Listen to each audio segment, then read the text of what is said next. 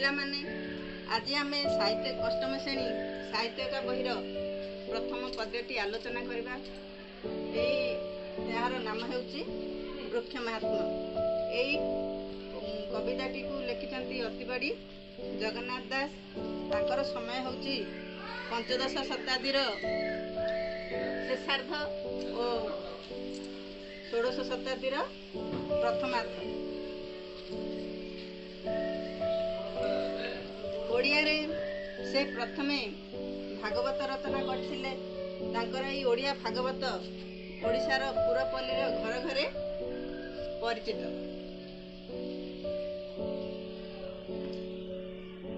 ତାଙ୍କର ଆଉ କେତୋଟି ପ୍ରସିଦ୍ଧ ରଚନା ହେଲା ତୁଳାଭିଣା, ଗାରୁବ୍ରହ୍ମ ଗୀତା,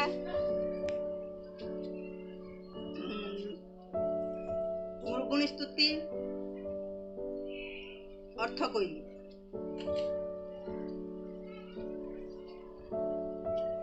ଏହି କବିତାରେ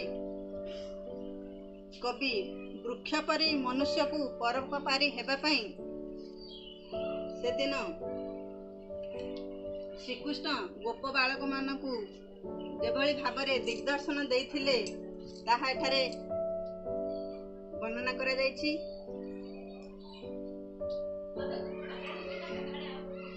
ଏହି ପଦ୍ୟଟି ଓଡ଼ିଆ ଭାଗବତର ଦଶମ ସ୍କନ୍ଧ ଅନ୍ତର୍ଗତ ତ୍ରୟୋବିଂଶ ଅଧ୍ୟାୟରୁ ଅଣାଯାଇଛି। ଏଠାରେ କବି ଶ୍ରୀକୃଷ୍ଣଙ୍କ ମୁଖରେ ବୃକ୍ଷର ମାହାତ୍ମ୍ୟ କିଭଳି ଭାବରେ ବର୍ଣ୍ଣନା କରିଛନ୍ତି ତାହା ଆମେ ଜାଣିବା।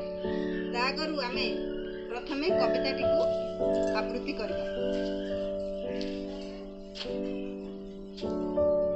ହେମନ୍ତେ କୃଷ୍ଣ ଆଜ୍ଞା ପାଇ କନ୍ୟାଏ ଗଲେ ତୋଷ ହୋଇ,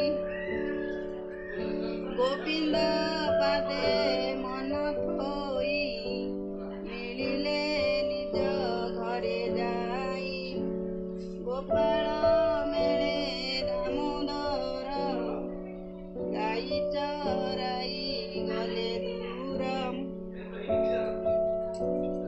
ନିଜ ଘର ବି ତେଜ ଲାଗି ବୋଏ ହୋଇଲେ ଦୁଃଖ ଭାଗି, ଚରାନ୍ତି ଗୋରୁ ଗୋପ ମେଳେ ଶୀତଳ ଛାୟା ବୃକ୍ଷ ତଳେ।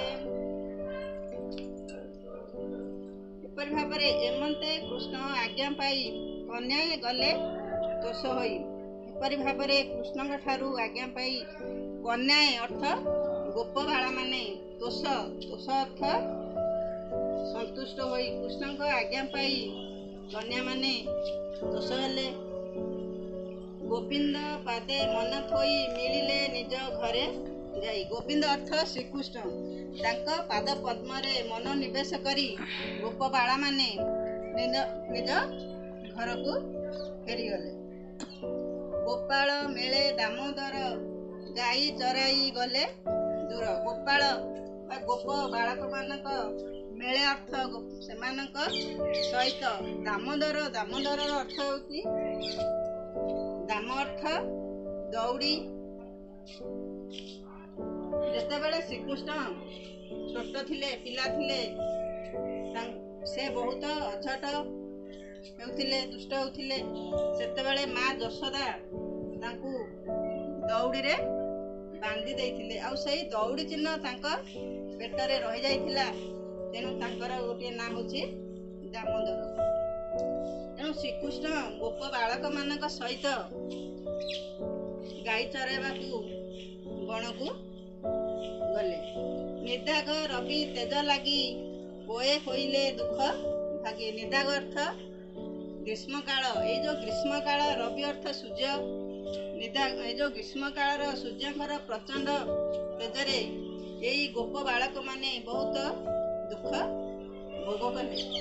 ଚରାନ୍ତି ଗୋରୁ ଗୋପ ମେଳେ ଶୀତଳ ଛାୟା ବୃକ୍ଷ ତଳେ, ଯେତେବେଳେ ସେମାନେ ଗୋରୁମାନଙ୍କୁ ନେଇ ବୃକ୍ଷର ଶୀତଳ ଛାୟାରେ ଚରାଇବାକୁ ଛାଡ଼ିଦେଲେ,